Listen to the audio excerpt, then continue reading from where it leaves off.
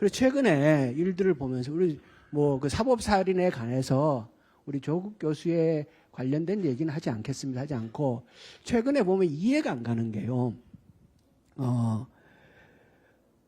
왜 영장을 청구하면 그냥 영장이 이게 뭐 자판기입니까?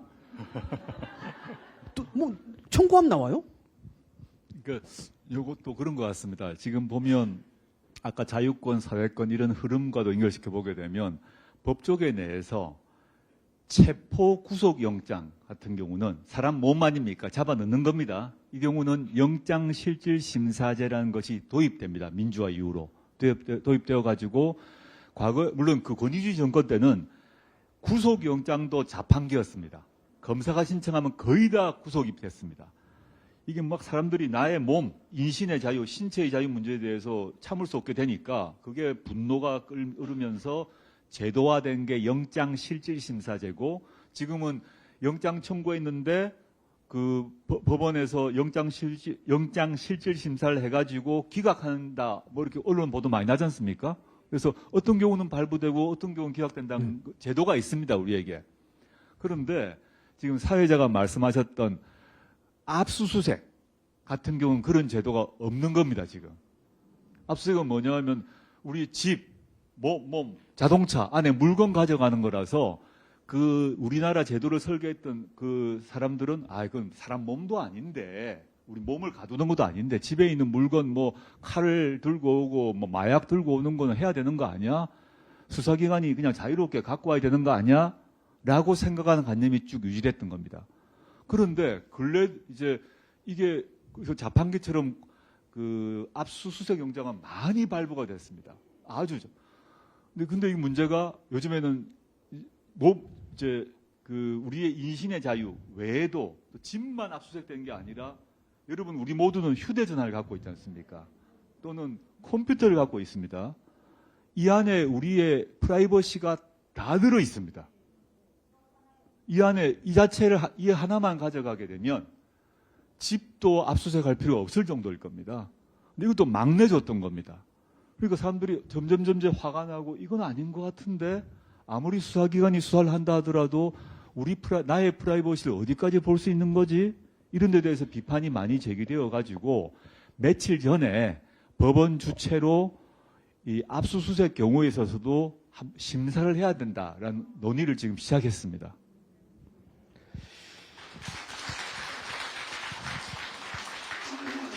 잘못된 거죠? 네, 잘못된 거라고 생각합니다. 네. 자, 짧게 하나만 더 하고요.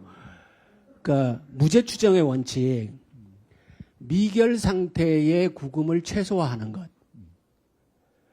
그런데 지금은 보면은 미결 상태의 구금도 확정되지 않는 형인데 자유권을 박탈하는 거니까 신체의 자유를 박탈하는 거니까 당연히 최소화해야 된다라는 게 그동안 이제 발전해 온 건데 최근에 보면은 이 수사가 시작도 끝도 없이 계속하고 있는 것.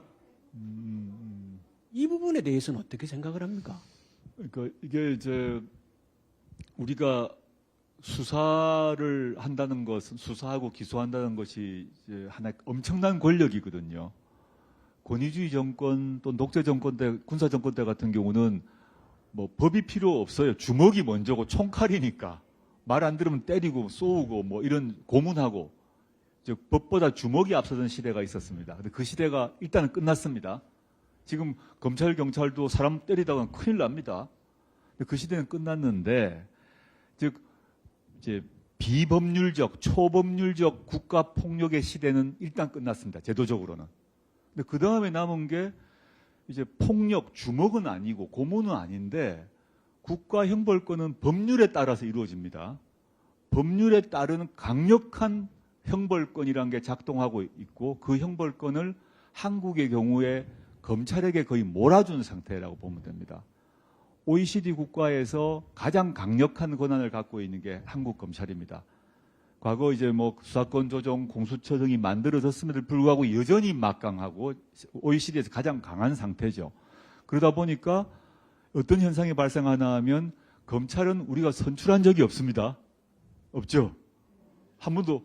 그리고 우리가 법원도 선출한 적이 없습니다. 없죠. 근데 여러분 우리가 대의민주주의 했을 때 우리는 어떻게 생각하냐면 지방의원, 시의원, 도의원, 국회의원, 대통령 우리가 선출하는 게 민주주의라고 생각하고 대의민주주의를 생각합니다. 검찰, 법원은 그 사람들은 고시 공부해가지고 합격한 사람이 되는 거지라고 생각하고 있을 겁니다. 그게 당연하다고 생각할 겁니다. 그런데 우리가 한국 사람은 대부분 친미고 미국을 숭앙하고 미국 민주주의를 얘기하니까 미국은 검사장을 선거로 뽑습니다. 검사장을 지금 우리식 개념은 검사장이라고 하는 검사장을 선거로 뽑습니다. 그리고 국회의원 선거할 때 국회의원 후보 외에 검사장 후보가 다 붙어 있어요, 벽에. 그 다음에 판사도 일부 영역을 물론 나눠져 있습니다만은 연방대법원은 물론 선거로 안 뽑는데 통상 우리가 말하는 판사는 선거로 뽑습니다. 그래서 그 수사와 기소 재판을 시민들이 선거로 일정 시점 뒤에는 표로 심판을 합니다. 근데 우리는 그런 걸 생각을 못 해보지 않습니까? 그러니까 대의민주주의가 관철되었고 안착되었다고 좋아하는데 우리는 검사는 그 다른 사람이 하는 거야 라고 보통 시민들이 생각을 합니다. 그런데 민주주의 국가의 서구 민주주의의 대표라고 하고 있는 미국은 검사장을 선거로 뽑아요. 그래서 그 검사장이 나와서 유세도 합니다. 제가 이렇게 하겠습니다. 앞으로 이거 고치겠습니다. 우리는 이제 이러다 보니까 넓은 의미에서 사법 권력에 대한 통제 장치가 사실상 없는 것입니다. 일반 시민들 입장에서는 선거로도 심판 못해. 우리는 그냥 수사와 기소와 재판의 대상일 뿐이죠. 여러분들이 그분들을 통제한다고 생각을 못하죠. 제도가 없는 겁니다. 다른 나라에 있는데. 이걸 이제 해결해야 될 게 우리나라 대의민주주의의 과제 중에 하나입니다.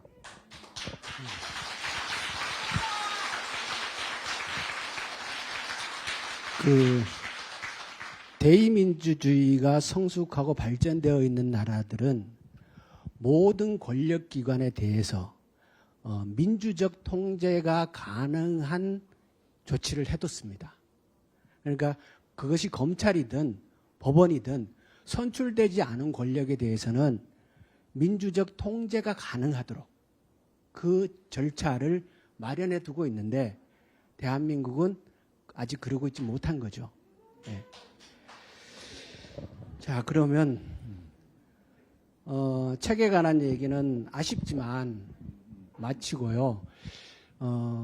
교수님이 꼭 다루고 싶다고 얘기했던 얘기 중에 그 추천 민주주의, 국민 참여 재판에 대해서 얘기를 하고 싶어 하셨는데 전혀 다루지 못했습니다. 그럼 책에 있으니까 그건 책 좀 봐야 되겠네, 그죠? 네, 추천 민주주의 한마디만 하겠습니다. 네. 여러분들이 추천 민주주의 그럼 더 황당해 하실 건데 우리가 이제 아테네 얘기가 제 책에 나옵니다. 우리가 민주주의의 원형이 아테네인데 고대 아테네에서는 배심원, 재판 배심원도 추첨으로 뽑고요. 지금 우리 배심제 추첨으로 뽑습니다. 그런데 배심원 말고 우리가 말한 행정부, 행정관들도 추첨으로 뽑았습니다. 이게 잘 믿기지 않을 건데 추첨으로 그럼 그 고대 아테네 시민들하고 여기 계신 시민들하고 지적 수준, 교육 수준 누가 높겠습니까? 여기가 아마 100배, 1000배 높을 겁니다.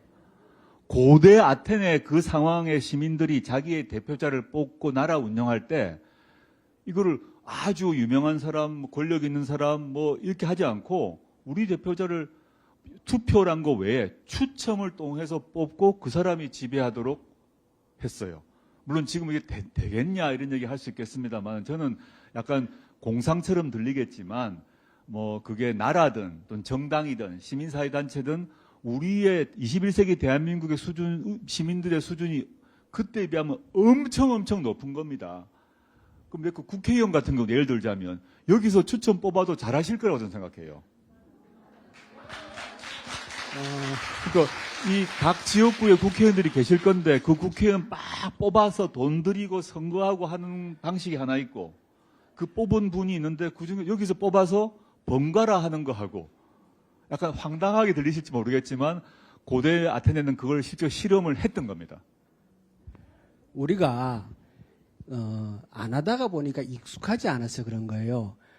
전 세계의 교육제도 중에는 그 대학생을 선발할 때 성적으로 뽑는 게 아니고 추첨해서 뽑는 나라도 있습니다. 그런데 아무 문제가 없습니다, 그 나라가. 네. 그리고 이 책에 보면은 배운 자의 학식보다가 평범한 사람의 상식이 실수를 범하지 않을 가능성이 훨씬 높다.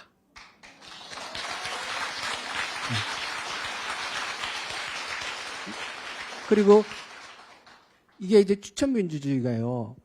그러니까 여기 보면 그런 구절도 나옵니다.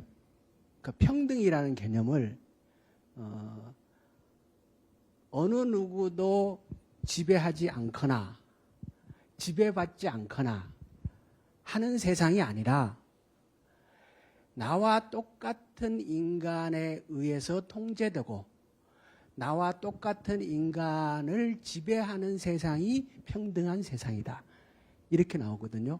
그렇게 보면 이 정신은 우리 평범한 사람들이 훨씬 더 세상을 상식적으로 판단하고, 왜냐 그러면 국가의 계약의 주체는 시민이니까 그런 정신인 것 같아요.